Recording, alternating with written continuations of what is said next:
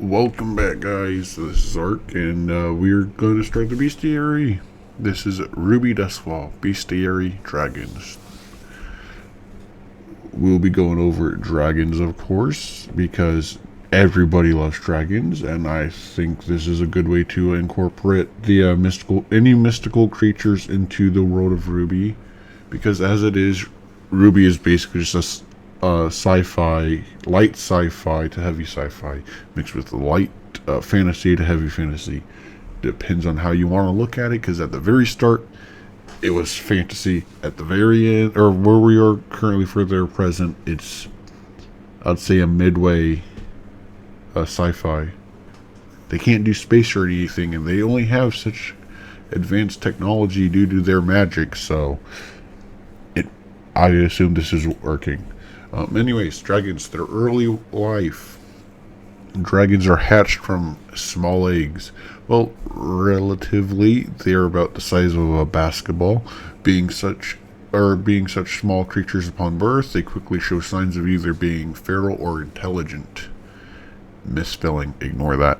But no matter what, they will seek out dust that matches their scales. Even mixing dust, if they don't find any, they are content with. So, like a fire dragon or a red dragon will search out for red dust. So that's a fire dragon.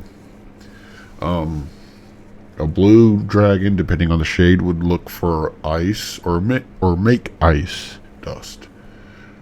A dark blue dragon would look for water dust. A white dragon will look for wind dust, and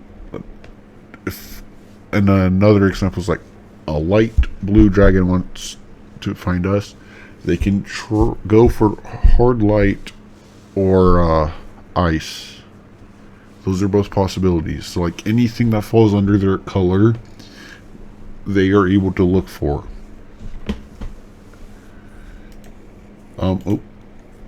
Let's go back. There we go. That's weird.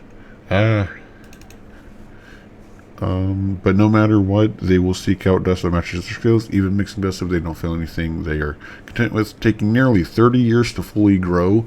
By the time they are fully grown, they will be dependent, or they will be the size of a lion. Or by the... Oh, no, my bad. The dragons grow independent of parents, so once they're hatched, parents just leave. Because as it is, a dragon can take on almost any most animals cannot compete with a dragon directly. So like a whelp dragon could probably fight a wolf or something. I mean, it's gonna have to fight for its life, of course, because it's a wolf and it's only a baby dragon, but they can fly. But within 1 year, and by the time they are a year old, they are the size of a lion. Middle to late life, dragons often spend their middle ages searching for a dwelling for the rest of their lives, in which they will store dust and any other items they find intriguing or worth value. Even the most useful of objects, or useless of objects, can be seen as priceless to a dragon. As well as making great barters, dragons tend to be ferocious beasts of war if made into an ally. So say like Vale had a pet dragon or something, they can fight Grim Dragon or whatever. They'd be very strong. This makes them particularly dangerous, often requiring at least a full team of hunters. That of course depends on the skill of the hunters, semblances, equipment, and age. As we have seen with Crow versus Winter, the older someone is, they tend to be more powerful than like a younger specialist in this case, as Crow was just casually fighting Winter, who seemed to be frustrated and trying to win. Not to mention, Crow obviously has the bigger and heavier weapon, while Winter just has a sword that turns into two swords. So basically, the dragons are either feral, so they're just animals, or they're intelligent, and they'll be able to communicate with people. And no matter what, a dragon is going to want things. A feral dragon's just going to keep things. A more intelligent dragon's going to be able to barter for things. Both may have pets, humans or something, slaves.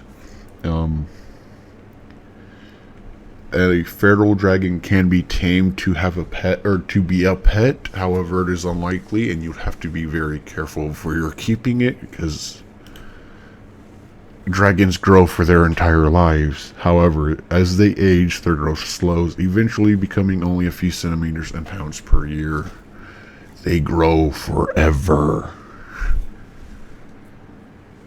Dragons are known for their elemental breath. This is due to their ability to dust cast.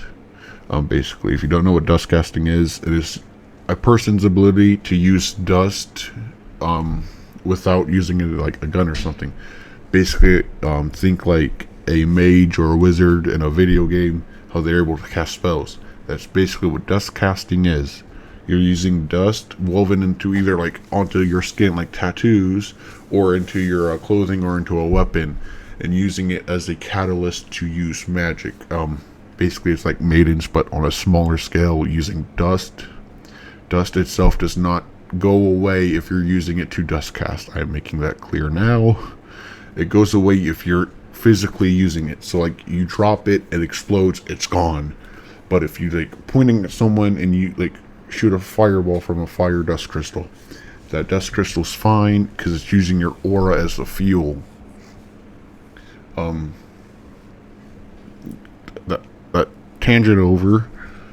Their dragons are known for their elemental breath. This is due to their ability to dust cast alongside lodging dust into their throats. But by far the most impressive ability a dragon has is being capable of causing dust to grow. This basically means that they are priceless, as dust is a technically finite resource. Just by being in contact with a dragon in extended durations of time.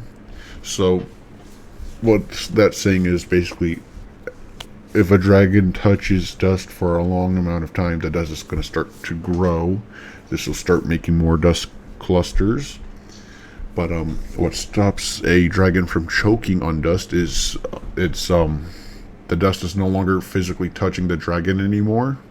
So once it gets too far away from like the dragon itself, it'll just stay there, and it'll act like a when a chicken eats gravel, it uses it to break down anything it eats. Dust will basically act the same way, but also, so it breaks down whatever the dragon eats, as well as using the elemental part of the dust to basically cook, freeze, electrocute whatever the dragon eats. So basically, if you get eaten by a dragon, it's pretty much game over, unless you're like full on aura or something. However, their ability to fly at great speeds has been marveled. Their strength and endurance, as well as their durability, has shown to rival and possibly surpass the Goliath or Megaliath. Basically, the Elephant Grim and the Mammoth Grim. As we know, a Goliath can easily trample over cars, flattening them. Their anti-material snipers barely do any damage to a Goliath. Dragons, once they are fully grown, are no joke. Also, fully grown, it's not in the slides, but they are roughly the size of a house. However, of course, they are never technically fully grown, air quotes, as they grow forever. And then the links, the YouTube channel is not going to be, because this is the video, but the server and the roleplay will both be in the description below, as well as the link to the Google Slides. But this has been Ark. I hope you guys have a great night, morning, afternoon, whatever it is when you're watching this, where you're watching this, I don't care. I hope you guys are having a good one. See ya. Make sure, I always forget this, make sure to subscribe, like, comment, and smash that dislike button.